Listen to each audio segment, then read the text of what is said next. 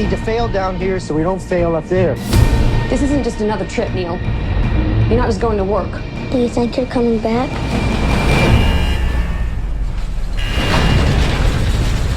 There are risks, but we have every intention of coming back. Somebody got a Swiss Army knife? A Swiss Army knife? You kidding me?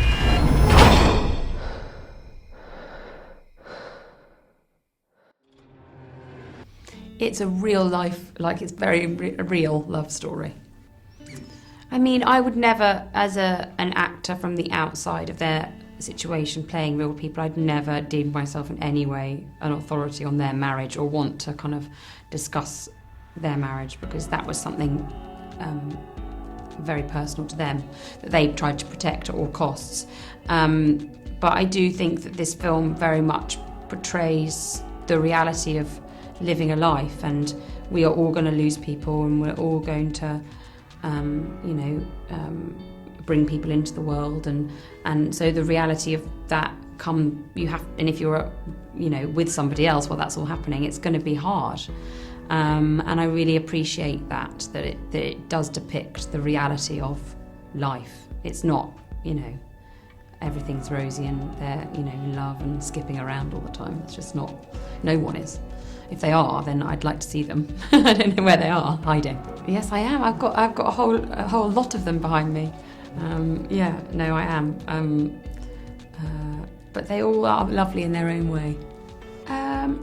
Pressure on myself, just because I wanted to do a good job. And you never want to be like the only foreigner in something who does a terrible, terrible accent and just terrible job. And so I really tried to, Janet's from a very particular, she's from Chicago, so she's from the Midwest of America, and it's a very particular way of life and way of being and way of speaking that I worked really hard at. I mean, you can only ever go so far. I can't physically change myself into another person by magic, unfortunately. And so I did my best, and I felt very accepted. I never felt like the outsider, or that I was, Ryan's Canadian, which helps. But I never felt like I was kind of the odd one out, so that's good. Oh, she's a really special person. She was a really special person, so I think I would like to feel that I honoured her, but I could never match her in any way, shape or form. But I definitely hope that she wouldn't have watched it and been horrified. I hope. Let's hope, yeah. Yeah. No.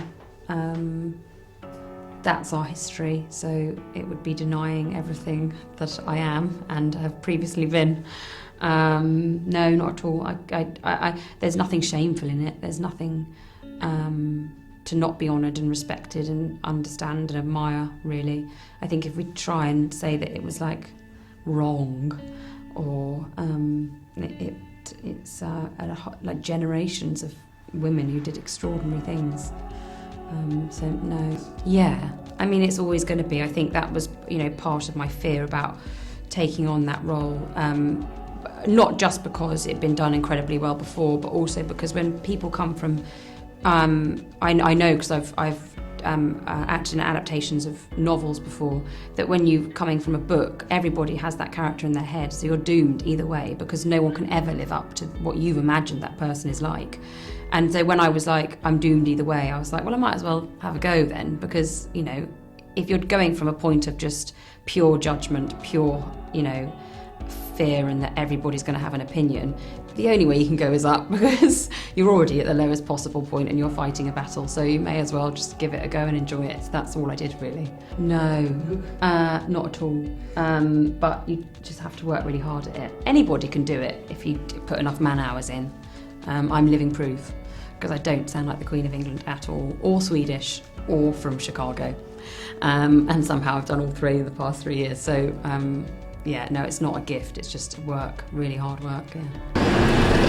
Here we go. 6, 5, 4, 3, 2,